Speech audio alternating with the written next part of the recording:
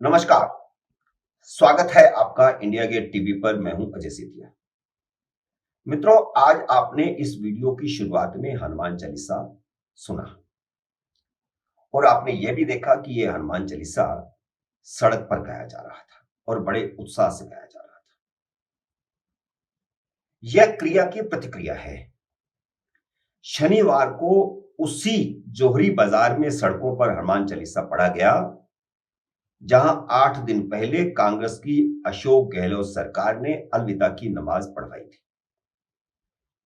जब सारे देश में सड़कों पर नमाज और मस्जिदों में लाउडस्पीकर के खिलाफ आवाज उठ रही है, उसी समय अशोक गहलोत सरकार ने खुद पूरी सड़क पर 100 से ज्यादा लाउडस्पीकर लगवाकर नमाज का आयोजन करवाया था और सड़क को दोनों तरफ से बंद कर दिया गया था। लाउडस्पीकर संबंधी सुप्रीम कोर्ट की गाइडलाइन का भी उल्लंघन किया गया। खबर यह भी आई थी कि न सिर्फ दोनों तरफ की सड़क बंद करवाई गई और बाजार बंद करवाया गया, बल्कि सरकार ने दुकानदारों पर दबाव बनाया कि वे नमाजियों को पानी आदि की सारी सुविधाएं भी उपलब्ध करवाएं, जबकि इस बाजार में करीब करीब सारी दुकानें हिंदुओं की हैं। सड़कों पर नमाज बंद करवाकर उत्तर प्रदेश की योगी सरकार ने एक उदाहरण पेश किया है।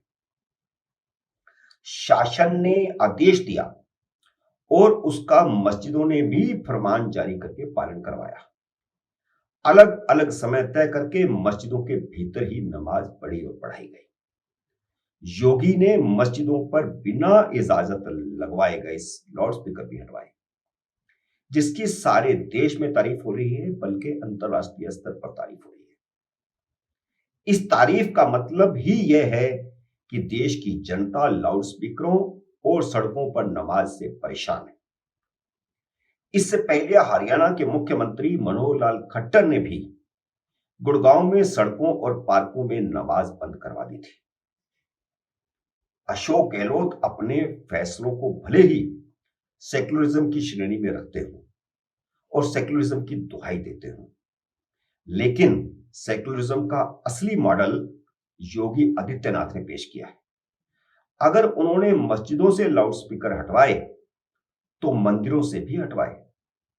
अगर उन्होंने मस्जिदों के लाउडस्पीकरों की आवाज कम करवाई तो मंदिरों के लाउडस्पीकरों की आवाज भी कम करवाई। दूसरी तरफ 2 अप्रैल को नव वर्ष से अशोक गहलोत सरकार हिंदुओं को चिढ़ाने और मुस्लिम तुष्टीकरण के रोज नए काम कर रही है।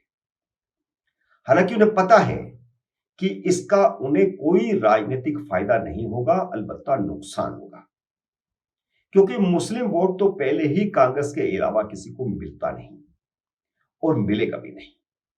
वे हिंदुओं को उत्तेजित कर रहे हैं और उसी उत्तेजना की यह प्रतिक्रिया आपने देख ली। हिंदू उत्तेजित हुआ, इसलिए शनिवार को उन्होंने खुद अपने बाजार बंद करके, अपनी दुकानें बंद करके सड़क को बंद किया और वहां पर हनुमान चालीसा पढ़वाया गया। अशोक गहलोत को इससे सबक लेना चाहिए। वैसे मुख्यमंत्री अशोक गहलोत को पता होना चाहिए था कि करौली और अलवर की घटनाओं के बाद सड़कों पर नमाज के खिलाफ प्रतिक्रिया होगी।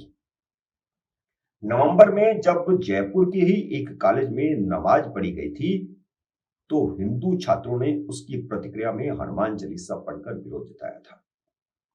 तब भी छात्रों में टकराव हुआ था। मित्रों, उम्मीद है मेरा यह वीडियो आपको पसंद आया होगा।